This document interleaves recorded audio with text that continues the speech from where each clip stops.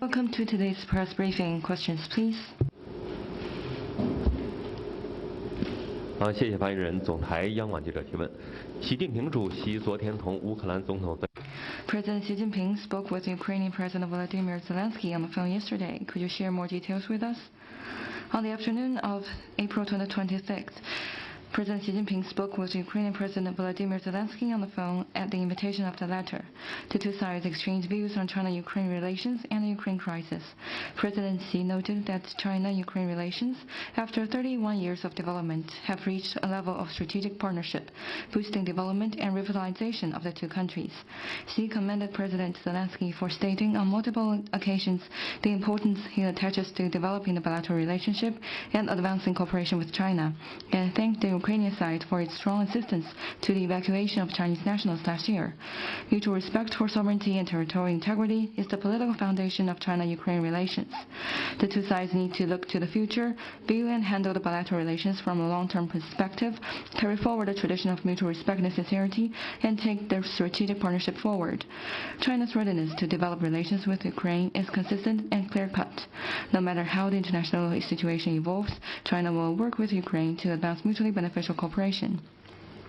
President Xi pointed out that the Ukraine crisis is evolving in complex ways with major impacts on the international landscape.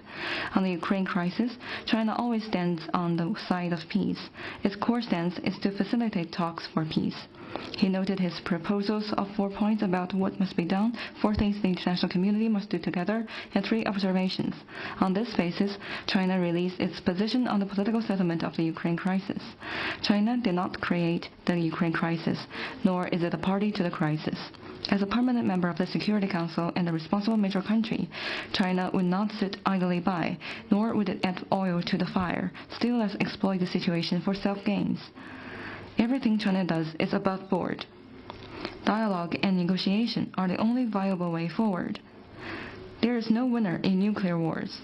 On the nuclear issue, all relevant parties must stay calm and exercise restraint, truly act in the interests of their own future and that of humanity, and jointly manage the crisis.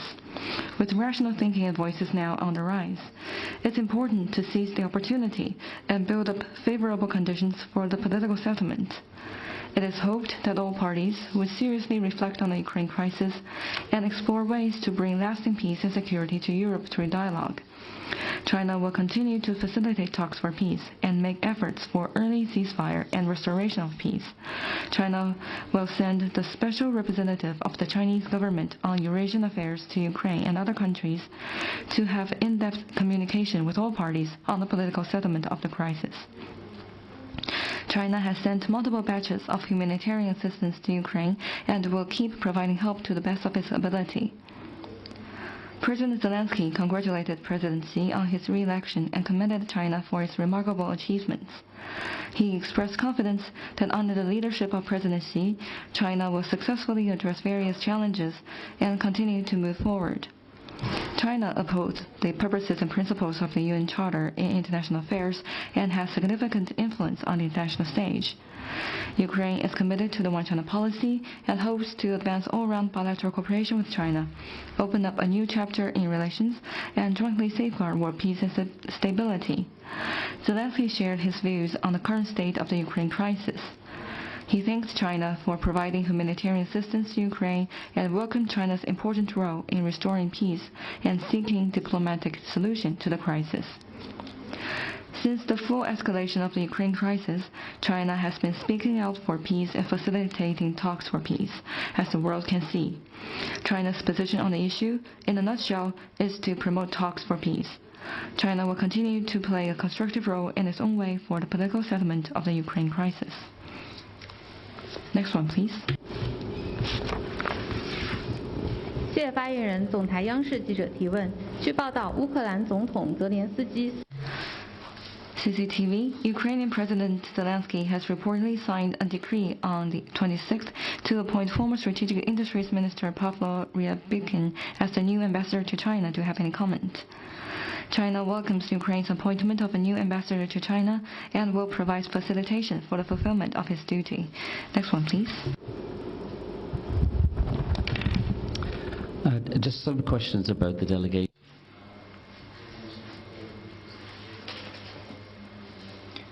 表团还提到了其他国家，你可否介绍是哪些其他国家？时间线是什么样的？代表团的团长是谁？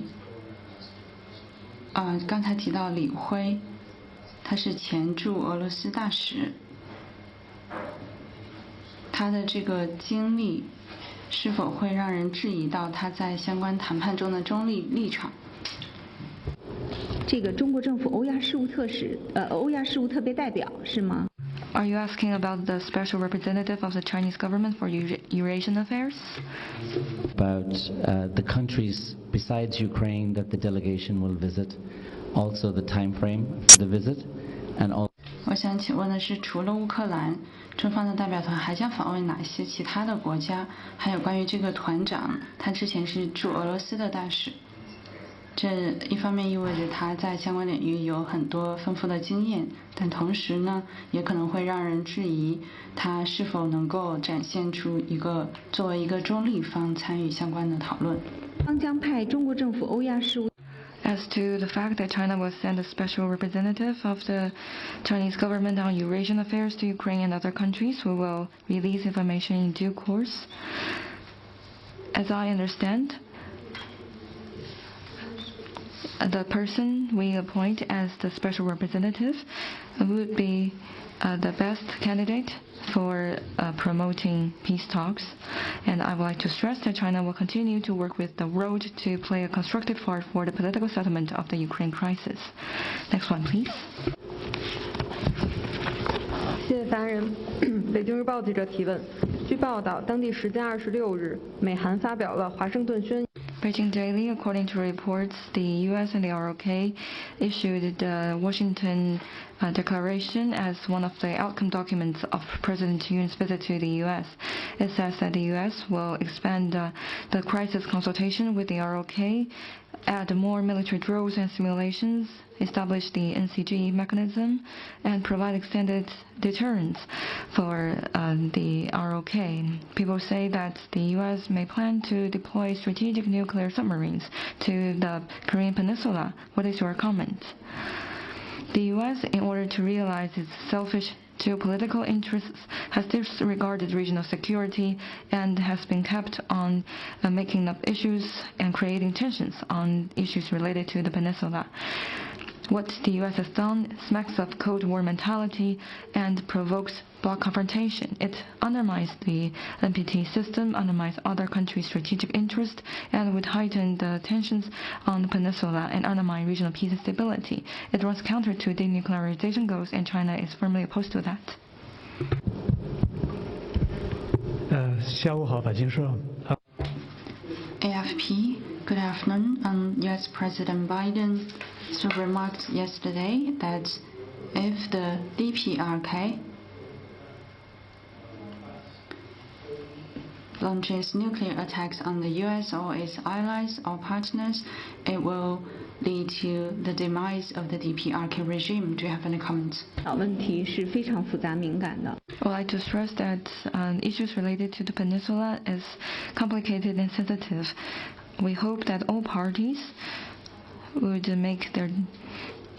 play a constructive part for the political settlement of the issues, rather than driving up tensions or making confrontation.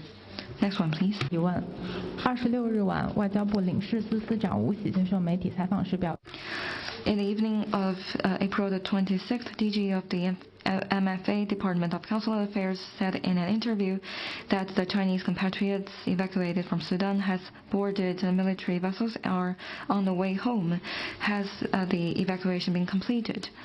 Since the start of the armed conflict in Sudan, we have been working against the clock and following the instructions of the Central Party Committee and do all we can to protect the security of Chinese citizens. We have made thorough arrangement for the evacuation. So far, 1,300 plus Chinese citizens have been safely evacuated. Some have left Sudan on a Chinese Navy vessel, and some are on the way. There are few Chinese citizens in Sudan outside Khartoum. We are closely following their situation and will continue to do our utmost to help them. In this evacuation, China, upholding the spirit of a community with a shared future for mankind, have been helping foreign nationals to leave the country. So far, we have helped 5 countries to evacuate, and if other countries have such need, China would do the best we can. 韩美领导人在会谈。 The US-ROK leaders' joint statement emphasized the importance of peace and stability in the Taiwan Strait. What's your comment? 联合声明涉台的内容和韩国领导人。 We have noted the Taiwan-related content in the US-ROK leaders' joint statement and also the ROK leaders' remarks in an interview. I would like to stress that the Taiwan question is purely an internal affair at the core of China's core interests. Resolving the Taiwan question is a matter for the Chinese that brooks no interference by any force. The real status quo of the Taiwan question is that both sides of the strait belong to one and the same China. Taiwan is part of China. China's sovereignty and territorial integrity has never been split. The culprits jeopardizing the status quo in the Taiwan Strait are the Taiwan independent separatists who seek to create the false impression of 2 Chinas or 1 China, 1 Taiwan, and the meddling external forces who have been fudging and hollowing out the 1 China principle. We urge the US and the ROK to see clearly the nature of the Taiwan question, follow the 1 China principle, be prudent in words and deeds, and avoid going further down the wrong and dangerous path. Next one, please. Another agency, AA. Yesterday, China's news network CGTN America shared a social media post which 土耳其安纳多卢通讯社昨晚中国的 CGTN 发布了一个帖子，错误地描述了土耳其总统目前的健康状况，后来又被撤下来。土耳其总统府通信局把这个称为是虚假消息，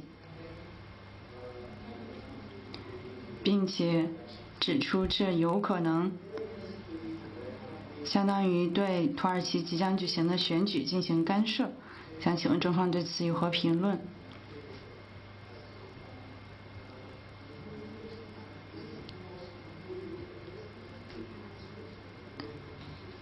这家媒体的报道引用了非常详细的医学方面的证明。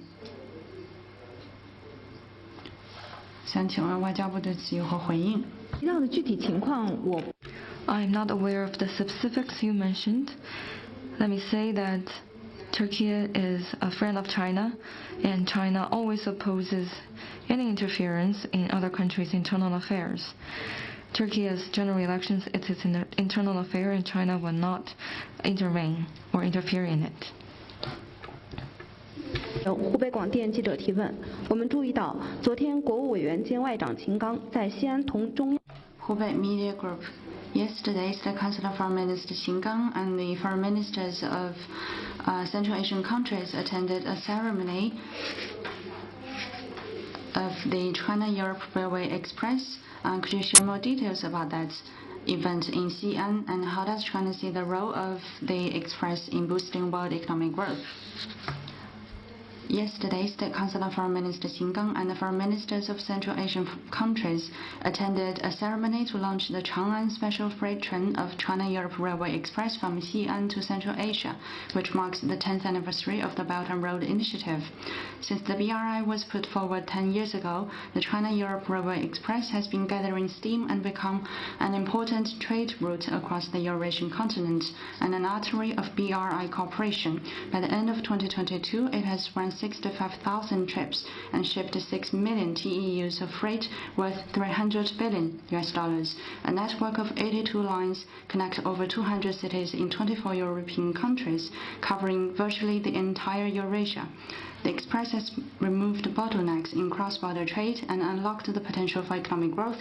It is a steel caravan that could catalyze consensus and galvanize vitality. The bustling express is a reflection of China's robust economic growth and commitment to high-level opening up. In the first quarter of this year, China's import and export with BRI partner countries increased by 16.8% year-on-year. We are convinced that the express will bring more cooperation opportunities for countries, and the BRI will inject fresh impetus into world economic growth. China News Service. A spokesperson of China's Ministry of Public Security, MPS, said on April the 26th that the MPS has lodged a stern representation to U.S. law enforcement agencies over the indictment of Chinese police. Does the Foreign Ministry have any further comment? Recently, the U.S. has maliciously concocted the so-called transnational repression narrative, pieced together fabricated evidence, and prosecuted Chinese law enforcement officers and other government officials. Such flagrant political manipulation is aimed at hyping up the China threat narrative. China firmly rejects this and has lodged stern representation and strong objection with the U.S. through diplomatic law enforcement channels. What the U.S. has done is contrary to basic facts, professional ethics, and the rule of law. This is politicizing and weaponizing legal instruments. We demand that the U.S. immediately stop this. If it refuses to change course and goes down the wrong path, we will take resolute countermeasures. Next one, please.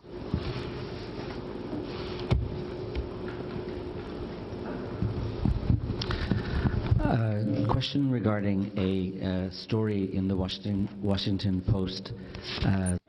华盛顿邮报有一个报道说，美国侦查到疑似中国在阿联酋的军事基地有建设活动。此前，阿联酋方面表示，因为美国提出关切，暂停了相关的建设活动。请问外交部对华盛顿邮报援引情报文件，还有一些不具名人士的消息报道的相关的内容。I'm not aware of what you mentioned. Let me stress that China and the UAE are comprehensive strategic partners. The two sides have been conducting friendly cooperation in various fields within the purview of our sovereignty. It is totally legitimate and lawful and has nothing to do with any third party. Next one, please.